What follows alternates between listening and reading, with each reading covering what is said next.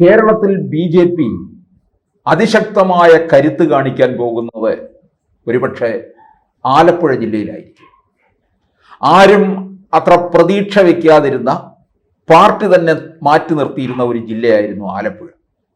നമുക്കറിയാം, 2024 ലോക്സഭാ തെരഞ്ഞെടുപ്പിൽ ഏറ്റവും അവസാനമാണ് ശോഭാ സുരേന്ദ്രനെ ആലപ്പുഴയിലേക്ക് കൊണ്ടുവരുന്നത്. 2019 ശോഭാ സുരേന്ദ്രനെ മത്സരിപ്പിക്കുന്നിടത്ത് നിന്ന് മാറ്റി ഇങ്ങനെ ഓരോ ഇടങ്ങളിൽ മാറ്റി മാറ്റി കൊണ്ടുവരികയാണ് ചെയ്യുന്നത്. എപ്പോഴും ശോഭാ സുരേന്ദ്രനെ എവിടെ മത്സരിക്കാൻ ഇറങ്ങുന്നുവോ അവിടെ ആകെ തന്നെ BJPക്ക് ഒരു വലിയ കളമൊരുക്കുകയാണ് ചെയ്യുന്നത്. ഇവിടെ ഇപ്പോൾ ഇതാ ഏറ്റവും പ്രധാനമായിട്ട് ലക്ഷ്യമിട്ടിരിക്കുകയാണ്. A ക്ലാസ് മണ്ഡലങ്ങൾ പലതും ആലപ്പുഴയിലുണ്ട്. നമുക്കറിയാം, പ്രധാനമായിട്ട് ശ്രദ്ധ കേന്ദ്രീകരിച്ചിരുന്നത് BJP ആദ്യഘട്ടങ്ങളിൽ തിരുവനന്തപുരമായിരുന്നു. പിന്നീട് അത് കഴിഞ്ഞ് സുരേഷ് ഗോപിയെ പാർലമെന്റിലേക്ക് മത്സരിപ്പിക്കാൻ ഇറങ്ങി. സുരേഷ് ഗോപിയുടെ ഒരു കഠിനാധ്വാനത്തിലൂടെ തൃശൂർ മണ്ഡലം ആരും കണക്കുകൂട്ടിയില്ല. എല്ലാ പ്രവചനങ്ങളും തെറ്റിച്ചുകൊണ്ടാണ് സുരേഷ് ഗോപി വിജയത്തിലേക്ക് കടന്നത്. 76,000 വോട്ടിന്റെ ഭൂരിപക്ഷം. അങ്ങനെ സുരേഷ് ഗോപിയുടെ വിജയം ഉണ്ടായി കഴിഞ്ഞപ്പോൾ പാർട്ടിക്കും അണികൾക്ക് ഒരു വലിയ ആവേശം തന്നെ ഉണ്ടാക്കി. അവിടുത്തെ പല നിയമസഭാ സീറ്റുകളും പിടിക്കാമെന്ന് പാർട്ടി കണക്ക് കൂട്ടുന്നുണ്ട്. ശോഭാ സുരേന്ദ്രൻ ആലപ്പുഴയിൽ 2,99,000 വോട്ട് നേടിക്കഴിഞ്ഞപ്പോൾ അവിടെയും BJPക്ക് പ്രതീക്ഷ. A ക്ലാസ് മണ്ഡലങ്ങൾ പലതുമുണ്ട്. BJP മണ്ഡലങ്ങളെ class തിരിക്കുമല്ലോ. അങ്ങനെ A ക്ലാസ് മണ്ഡലങ്ങൾ പലതും ആലപ്പുഴ പാർലമെന്റ് മണ്ഡലത്തിലും ഉണ്ടെന്നുള്ളതാണ്. കായംകുളത്തും ഹരിപ്പാടുമൊക്കെ BJP ഉണ്ടാക്കിയ ഒരു മുന്നേറ്റം എന്ന് പറയുന്നത് വളരെ വലുതാണ്. മറ്റ് 2 മുന്നണികളെ പോലും ശോഭാ സുരേന്ദ്രൻ വിറപ്പിച്ചിരുന്നു എന്നുള്ളതാണ്. ഇത് ശോഭാ സുരേന്ദ്രനെ കായംകുളത്ത് തന്നെ മത്സരിപ്പിക്കണം. അവിടെ CPM-ൽ പ്രതിഭാഹരിയാണ്. പ്രതിഭാഹരി ഒരുപക്ഷെ ഇത്തവണ മാറ്റി നിർത്തും. കോൺഗ്രസിൽ നിന്ന് അരിത ബാബു ആയിരിക്കും. ഒരുപക്ഷെ അവിടെ 3 വനിതാ സ്ഥാനാർത്ഥികൾ ഏറ്റുമുട്ടുന്ന മണ്ഡലമായി മാറും. CPM-ൽ നിന്ന് CS സുജാത മത്സരിക്കാൻ സാധ്യതയുണ്ട്. അപ്പോൾ അതിശക്തമായിട്ടുള്ള ത്രികോണ മത്സരം, 3 വനിതാ സ്ഥാനാർത്ഥികൾ ഏറ്റുമുട്ടുന്ന ഒരിടവും കൂടിയായി മാറും. ആലപ്പുഴ ജില്ലയിൽ ഇവർക്ക് വലിയ നേട്ടം ഉണ്ടാക്കിയെടുക്കാൻ കഴിയും. കുട്ടനാടും അതുപോലെ തന്നെ ആലപ്പുഴ മണ്ഡലവും അമ്പലപ്പുഴയിലും ഒക്കെ തന്നെ നേട്ടം ഉണ്ടാക്കിയെടുക്കാൻ കഴിയുമെന്നുള്ളതാണ്. അത് ശോഭാ സുരേന്ദ്രൻ ഉണ്ടാക്കിയെടുത്തിട്ടുള്ള ഒരു വലിയ വിജയം എന്ന് തന്നെ പറയാം. BJPയുടെ സംസ്ഥാന പ്രസിഡന്റ് തന്നെ പറഞ്ഞിട്ടുണ്ട്, ഇനിയിപ്പോൾ വോട്ട് വിഹിത വർധനവല്ല, മറിച്ച് സീറ്റുകൾ പിടിച്ചെടുക്കുക എന്നുള്ളതാണ്. പ്രധാനമായിട്ടും 3 പാർലമെന്റ് മണ്ഡലങ്ങളാണ് ഉന്നം വയ്ക്കുന്നത്. തിരുവനന്തപുരം, മറ്റൊന്ന് ആലപ്പുഴ, പിന്നീട് തൃശൂർ മണ്ഡലം. തൃശൂർ മണ്ഡലത്തില് ഗുരുവായൂർ മാത്രമേ 2ാം സ്ഥാനത്തേക്ക് പോയുള്ളൂ. ബാക്കി എല്ലായിടത്തും നിൽക്കുകയാണ്. തിരുവനന്തപുരത്ത് 4 ഇടങ്ങളിൽ പിടിച്ചെടുക്കാൻ കഴിയും. പാർലമെന്റ് മണ്ഡലത്തിൽ ജില്ല നോക്കുമ്പോൾ കാട്ടാക്കടയും വരുന്നുണ്ട്. ആറ്റിങ്ങലും ഏറെ സാധ്യതയുള്ള മണ്ഡലമായി നിൽക്കുകയാണ്. അവരുടെ ഒരു കണക്കനുസരിച്ച് 11, 1ാം സ്ഥാനം, 2ാം സ്ഥാനത്ത് 9. ഈ 2ാം സ്ഥാനവും 1ാം സ്ഥാനവും തമ്മിൽ വലിയ അന്തരമില്ല എന്നുള്ളതാണ്. പിന്നെ അതുകൂടാതെ ഈ 3 ജില്ലകൾ കൂടാതെ 3 ജില്ലകൾ വിട്ടുള്ള മറ്റ് ജില്ലകളിലെ ചിലയിടങ്ങളിൽ BJPക്ക് വലിയ നേട്ടമുള്ളിടം ഉണ്ട്. കാസർഗോഡായാലും അതുപോലെ തന്നെ കൊല്ലം ജില്ലയിൽ ചാത്തന്നൂര് 2ാം സ്ഥാനത്ത് വന്നതാണ്.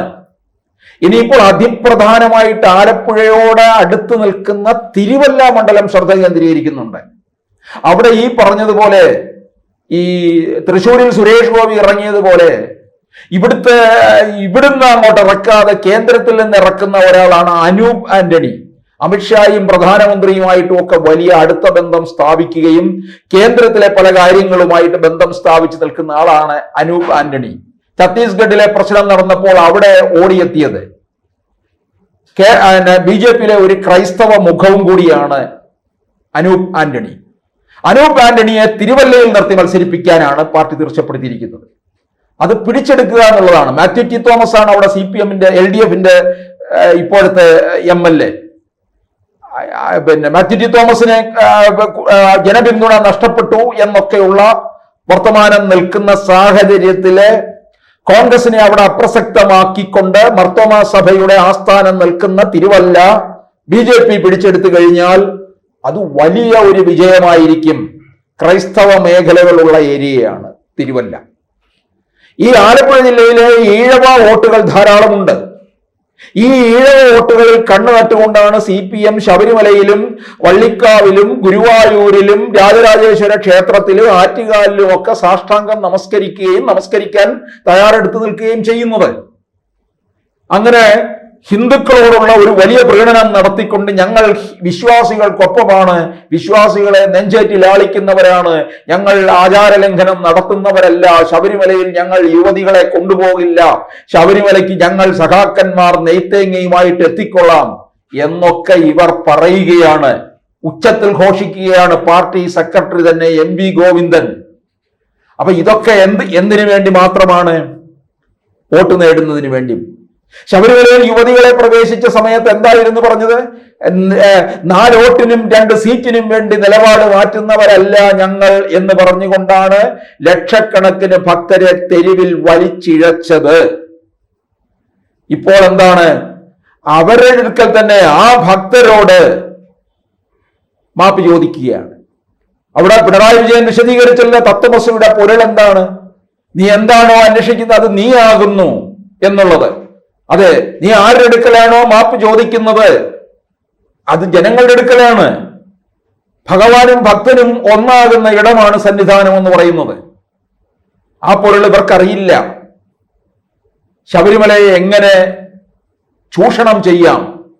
പിണറായി വിജയൻ അധികാരത്തിൽ വന്ന സമയത്ത് തന്നെ കൂടിയ മന്ത്രിസഭാ യോഗത്തിൽ പറഞ്ഞതാണ് ശബരിമലയിൽ നിന്ന് പണം വാരാം എന്നാണ് പറഞ്ഞത്.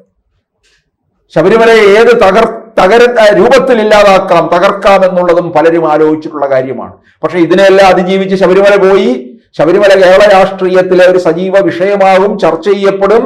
അതിലൂടെ പലർക്കും പലതും നഷ്ടപ്പെടുകയും ചെയ്യും എന്നുള്ളതാണ് നമുക്ക് വ്യക്തമായി അറിയാവുന്ന കാര്യമാണ്. വലിയ തിരിച്ചടി തന്നെ കിട്ടുമെന്നുള്ളതാണ്.